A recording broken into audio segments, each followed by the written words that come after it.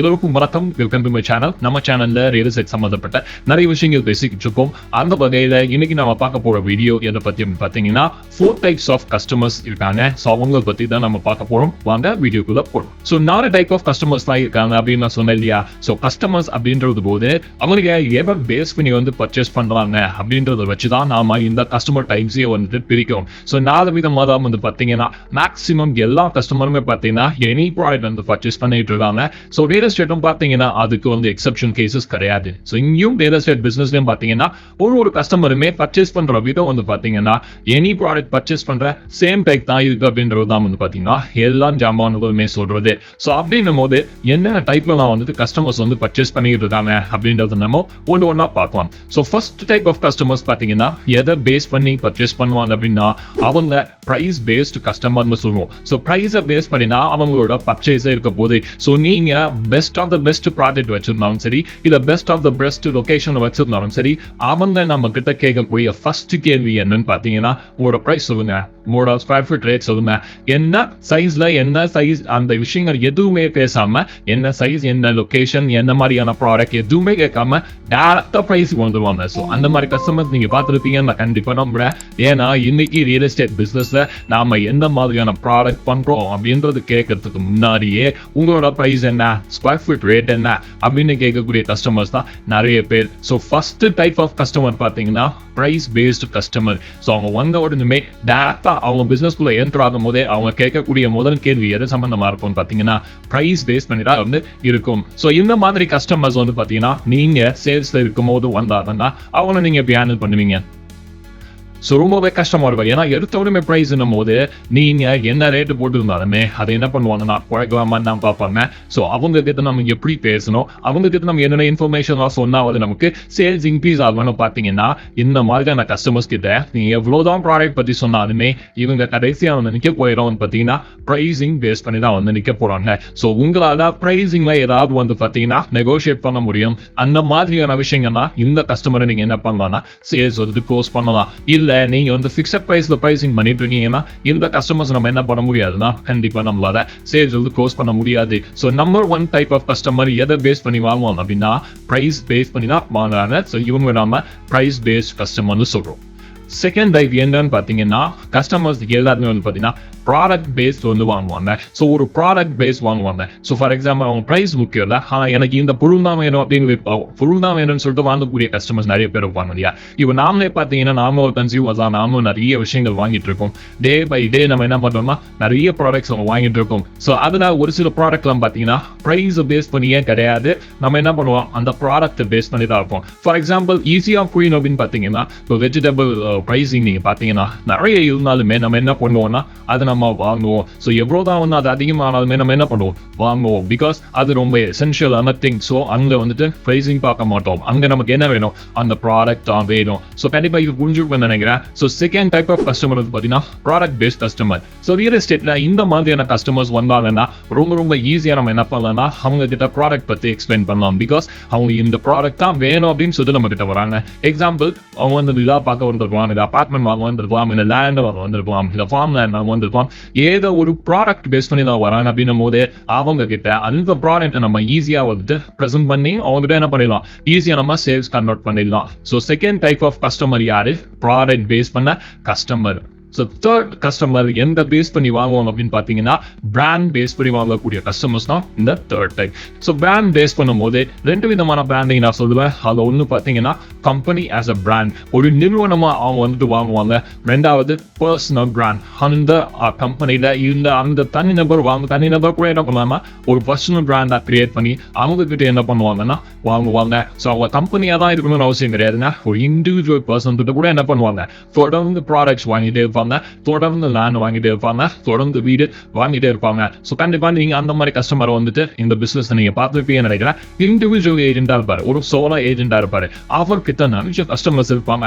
எப்படி எப்படின்னு பார்த்தீங்கன்னா பர்சனல் பிராண்டிங். அந்த பர்சன் கிட்ட நம்ம வாங்குறது மூலியமா தான் என்ன பண்றாங்கன்னா கஸ்டமர் லொகேஷன் பார்க்கறது இல்லை, ப்ரைஸ் பார்க்கறது இல்லை, இந்த பர்சன் கிட்ட நான் யாராவது வாங்குறேன், ஏன்னா இது வாங்கினா இது எல்லாமே கரெக்டாக இருக்கணும் அப்படின்னு சொல்லிட்டு கஸ்டமர் மைண்ட் செட் இருக்கிறதுனால தான் இந்த பிராண்ட் அப்படின்ற ஒரு விஷயம் இருக்கு. ஒன்று பர்சனல் சம்மந்தப்பட்டது, ஐ மீன் பர்சனல் பிராண்டிங் ஆட்கள் கிட்ட வாங்குறது. ரெண்டாவது வந்து பார்த்தீங்கன்னா கம்பெனிஸ், கார்பரேட்ஸ், பெரிய பெரிய கம்பெனி கிட்ட தான் வாங்குவாங்க. ஏன்னா ஒரு லோக்கல் ஏஜென்ட் கிட்ட போய் வாங்குறதுக்கும் ஒரு சாதாரண ஒரு ஓனர்கிட்ட வாங்குறதுக்கும் டிஃப்ரென்சஸ் நிறைய இருக்கு இல்லையா? ஸோ நீங்கள் ஒரு கம்பெனியாக போனீங்கன்னா ஒரு குவாலிட்டியாக இருக்கட்டும், ப்ரைஸிங்காக இருக்கட்டும், அதில் வர டாக்குமெண்டேஷனாக இருக்கட்டும், எல்லாமே கிளியராக இருக்கும் அப்படின்றது வந்து பார்த்தீங்கன்னா பெரும்பாலான கஸ்டமர்ஸோட தாட் ப்ராசஸ். ஸோ நீங்கள் கார்பரேட் கிட்ட வாங்கினா நமக்கு சேஃப் அண்ட் செக்யூர் அப்படின்னு நினைக்கக்கூடிய கஸ்டமர்ஸும் இருக்காங்க. So third type of customer எதை பேஸ் பண்ணி வாங்கிட்டு இருக்காங்க அப்படின்னு பார்த்தீங்கன்னா பிராண்டை பேஸ் பண்ணி வாங்கிட்டு இருக்காங்க. ஸோ பிராண்டிங் போது company as a brand, individual as a brand. So personal brand, company corporate brand, இந்த ரெண்டு பிராண்டுமே வந்து பார்த்தீங்கன்னா கஸ்டமர் வாங்கக்கூடிய விஷயத்தை வந்து இன்க்ரீஸ் பண்ணுது.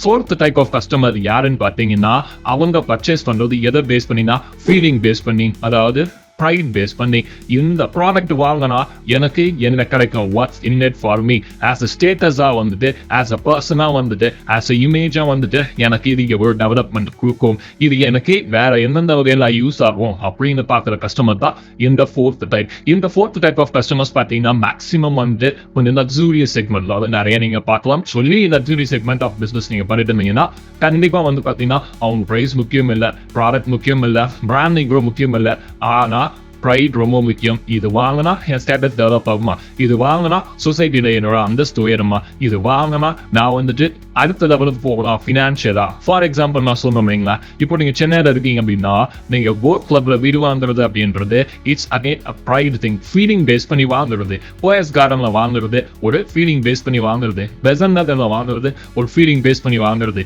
இங்க அந்த மூணு விதமான விஷயங்களும் வரல, இங்க ஃபோர்த் டைப் தான் வந்துட்டு இருக்கு. ஸோ நீங்க ஃபீலிங் பேஸ் பண்ண கஸ்டமர்ஸ் என்ன பண்ணுவாங்கன்னா இந்த பிசினஸ்ல பார்க்கக்கூடும். ஸோ அப்படி நீங்க பார்க்கும்போது அவங்களுக்கு என்ன பேசணும், அவங்களுக்கு என்ன மாதிரி விஷயங்கள் சர்வீஸ் கொடுக்கணும் அப்படின்றது நீங்க தெளிவா தெரிஞ்சுட்டீங்கனாலே ஈஸியா நம்ம பிசினஸ் பண்ணிட்டு போயிட்டே இருக்கலாம். ஸோ சென்னையில் இந்த லொகேஷன்ஸ்லாம் இருக்கு.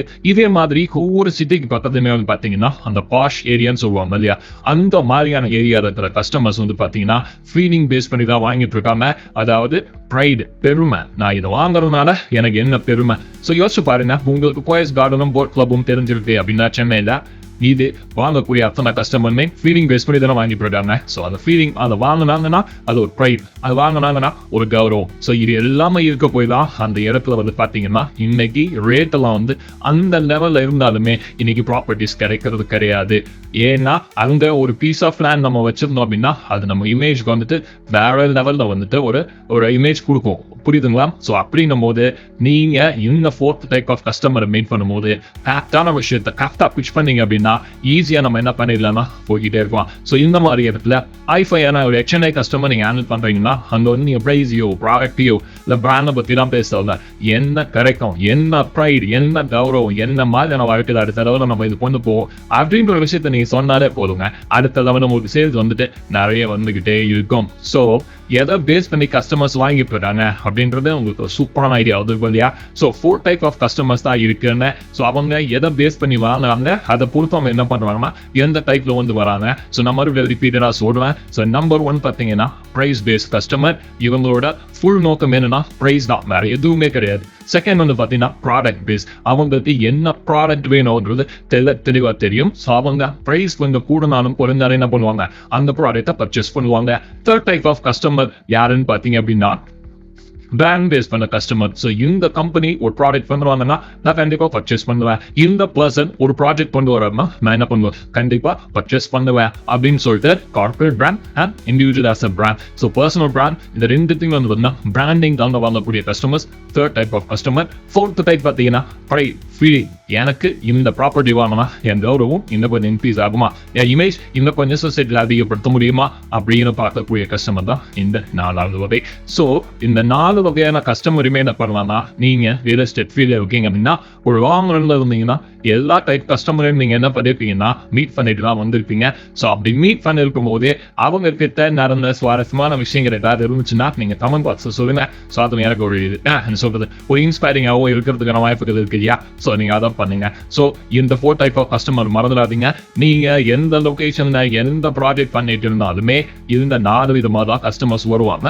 அவங்க என்ன மாதிரியான கஸ்டமர்னு ஐடென்டிஃபை பண்ணிட்டு நீங்க அவங்களுக்கு கரெக்டான ப்ரெசன்டேஷன் கொடுத்தீங்கன்னா சேல்ஸ் என்ன பண்ணானா நீங்க போஸ்ட் பண்ணிட்டு போயிட்டே இருப்போம். அகைன் கன்க்ளூட் பண்றதுல பார்த்தீங்கன்னா ஃபர்ஸ்ட் ஒன் பார்த்தீங்கன்னா price based customer, product based customer, third வந்து பார்த்தீங்கன்னா பிராண்ட் பேஸ்ட் கஸ்டமர், ஃபோர்த் வந்து பார்த்தீங்கன்னா ப்ரைட் பேஸ்ட் கஸ்டமர். இந்த 4 விதமான கஸ்டமர் தான் ரியல் எஸ்டேட்ல திரும்ப திரும்ப திரும்ப திரும்ப வெவ்வேறு வகையில் வந்துகிட்டே இருப்பாங்க. நீங்க கரெக்டாக ஐடென்டிஃபை பண்ணீங்கன்னா நிச்சயமா மிகப்பெரிய லெவலில் உங்களுக்கு சேல்ஸ் வந்து வந்துகிட்டே இருக்கும். ஸோ ஃப்ரெண்ட்ஸ், டெஃபினட்டாக இந்த வீடியோ உங்களுக்கு யூஸ்ஃபுல்லாக இருக்கும் நினைக்கிறேன். ஸோ கஸ்டமர்ஸ் பற்றி இன்னும் ஒரு இன்ஃபர்மேஷன் உங்களுக்கு தெரிஞ்சிருக்கும்ன்றது கண்டிப்பாக என்னால் ஃபீல் பண்ண முடியுது. ஸோ ஆஸ் யூஷுவல் நம்ம வீடியோ பிடிச்சதுன்னா லைக் பண்ணுங்க. ஏதாவது இன்ஃபர்மேஷன் எனக்கு சொல்லணுமா கமெண்ட் செக்ஷனில் சொல்லுங்க. அண்ட் நம்மளோட வீடியோஸ் ஒரு ஃப்ரெண்ட்ஸ் அண்ட் ஃபேமிலி யாராவது real estate business and sales field இல்லை நான் ஒரு ஆண்டர்பிரனராக இருக்காங்க, ஒரு பிஸ்னஸ் மேனாக இருக்காங்க, அவங்களுக்கு ஏதாவது யூஸ்ஃபுல்லாக இருக்கும்னா நீங்கள் கண்டிப்பாக ஷேர் பண்ணி வைங்க. நம்ம சேனலை தொடர்ந்து சப்போர்ட் பண்ணுற விதத்தில் சப்ஸ்கிரைப் பண்ணுங்க. தேங்க்யூ ஸோ மச் ஃபார் வாட்சிங் this video. Thank you. All the best.